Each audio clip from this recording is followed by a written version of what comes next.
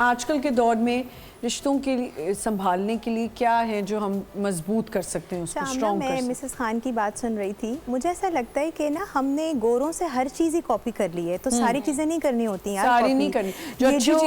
चीज़ें वो नहीं की। तो ये जो हमारा सिस्टम है ना कि हमने काम करना है, और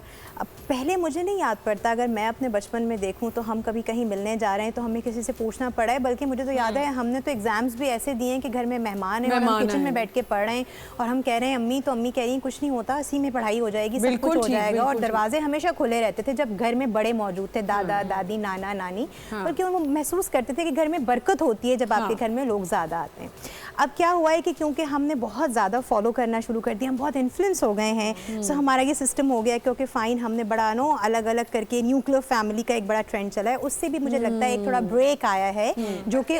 माइक ले लें मिसेस खान, मिसेस माँ, आपके साथ माइक पड़ा है, जो कि एक बहुत बड़ा फैक्टर है रिश्ते को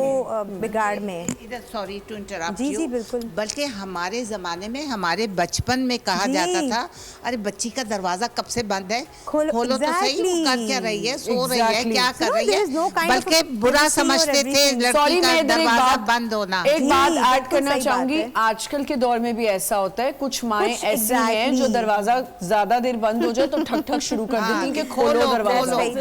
बहुत जरूरी। इवन बेटा भी लड़का भी लड़की भी, क्या हो रहा है अंदर,